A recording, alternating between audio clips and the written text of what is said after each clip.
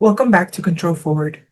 As a therapist, one truth I hold on to is this: violence should never be the solution to grievances. There are better ways. But let's be honest, saying that is easy. Living it when you're carrying the pain, the humiliation, or the fear, that's the hard part. Anger isn't bad. In fact, it's one of the oldest survival tools. Our ancestors relied on it. Anger gave them adrenaline, focus, and courage to protect their tribes from threats. Without it, we wouldn't be here. Today, the threats look different. It's not predators, it's being mocked, disrespected, ignored, or lied to. Anger still shows up because it's wired to say something is wrong. Pay attention.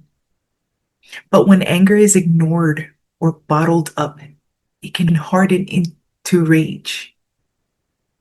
And rage isn't survival anymore. It blinds us, it isolates us, and it fuels destruction. In therapy, I teach this. Anger is a signal. Rage is what happens when the signal is lost. So, how do you catch anger before it becomes rage? Notice your body, right? Sometimes our jaws tighten, our chests feel heavy, the fists clench, right? Mood loops on the disrespect. This is your nervous system's alarm system. In therapy, we call this psychological arousal and cognitive looping, right? It's anger saying something feels unfair. Here's a clinical skill you can use. The first one: notice it. Say, I'm angry. When we notice something, when we're aware of something, right, we get back power, right? It's no longer kind of like we're lost, we're aware, it's there. So you name it. That's the first step, right? Notice it. Awareness is always the key. Two, find the why, right? We want to know why, where it's coming from, right? Why does this feel unfair? Why do I keep rubbing up against this? What boundary is being crossed, right? Asking the why in anything in our lives is vital.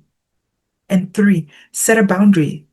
Boundaries protect dignity without escalation, right? We get to say something without it escalating. Sometimes we stay quiet and our dignity kind of goes away, right? And we feel like we should have said something. And because we didn't, then we kick ourselves. So being able to find a way to find out the why so that we know what boundaries to set is important. Let's use a real scenario. Imagine you've always been the target of sarcasm. Every joke cuts, but you laugh it off until you're boiling inside. Well, how would the steps look in this scenario? First one, name it. I'm angry. I mean, if somebody were to spit in your face, we wouldn't laugh and call it it's something nice, right? You get angry.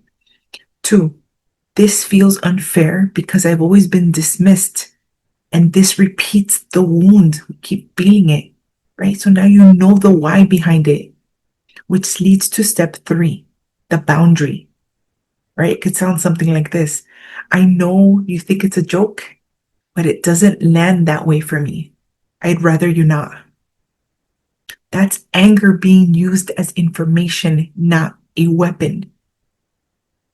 What about when it comes to politics, right? Leaders strip away protections, block mental health funding, stall on gun safety, or many other things. You can't set a boundary with them directly, right? I mean, we can't just call them up and say, hey, and the anger in this case then feels hopeless. This is where we use boundary redirection. So what does that look like? So step one, you name it again, right? I'm angry because this leader is being responsible and it makes me feel, well, invisible, right? They're being irresponsible with our lives, with what's at stake. Step 2, understand why. It's unfair because leaders are supposed to protect their people. And step 3, redirect the boundary. Channel that energy into what you can control. For some people, it might be voting, right? They get energized and they say, well, this is where I have my control. I get it back. When voting comes back around, you get excited and you put that energy into making sure that you remember, setting up reminders, whatever it takes to vote, even if it goes a different direction. But that was what you had in your control. Organizing locally, supporting programs, right? If you support programs that are helping prevent abuse, right, in kids and women, men, whoever, right? You support those programs, you give, you join the cause, you volunteer, educating your peers, right? Hopelessness says you have no power, but boundaries remind you you still do. That's the power of boundaries. Now let's talk about blame a little bit. After Charlie Kirk was shot, many in attendance immediately blamed Democrats, right? The people in that on the same side were blaming already. From a clinical lens, this isn't left or right. It's a defense mechanism. When people feel unsafe or overwhelmed, the mind searches for quick explanations. We call this scapegoating, assigning blame to an enemy as a way to manage fear. It gives temporary relief because blame feels like control. But in the long term, it fuels division and distracts from the real issues: broken safety nets, weak mental health systems, irresponsible rhetoric, and a culture that rewards outrage. In therapy, we also talk about cognitive distortions. One is black and white thinking, right? Believing every problem must be the fault of one group or one party. It oversimplifies reality and blocks the healing. Violence is not a democratic problem. It's not a Republican problem. It's a human problem, a public health problem, a responsibility problem. So where does responsibility fall? Well, it falls on all of us. Personal responsibility, right? Regulating our emotions, noticing when anger turns into resentment, setting boundaries, checking in on friends, remembering that our words ripple. Systemic responsibility. Leaders must protect constituents, model respect, fund mental health programs, pass safety measures, and tell the truth even when it's hard. Responsibility is powerful, but only when it's carried by both the people and its leaders. As a therapist, I view violence through a public lens, a public health lens. Violence spreads like a disease, right? One act infects communities with fear, with division. But empathy spreads too. Each time you, let's say, set a boundary without rage, each time you de-escalate instead of inflame, each time leaders choose honesty instead of manipulation, we strengthen society's immune system each time we do something like that. This is prevention. This is healing the system. So yes, it's difficult. Anger is real pain. Pain is real. Hopelessness is real. But violence can never be the answer, because violence should never be the solution to grievances, right? There are better ways. The clinical path is clear.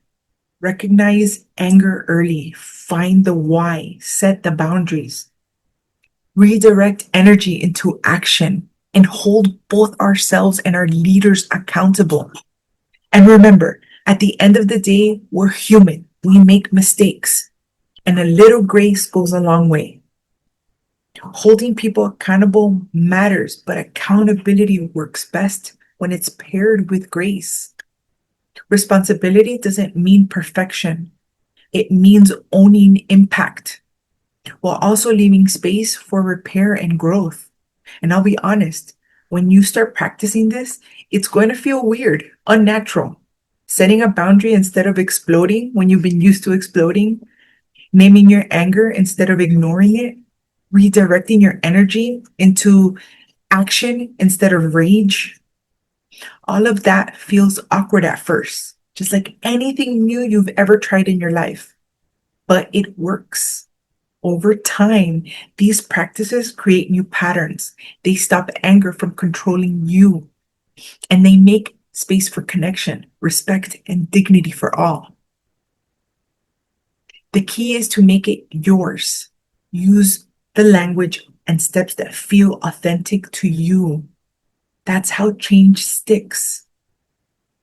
That's not just therapy, it's survival, it's community, and it's the road forward.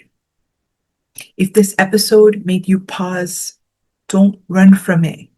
Sit with it, reflect on it, talk about it with someone you trust.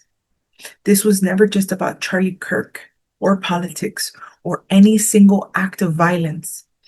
It's about us, how we carry anger, how we set boundaries, how much responsibility we choose to hold, and how much grace we're willing to give.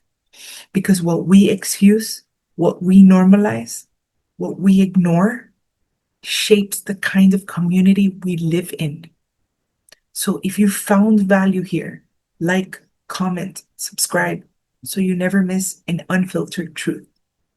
Let's control forward.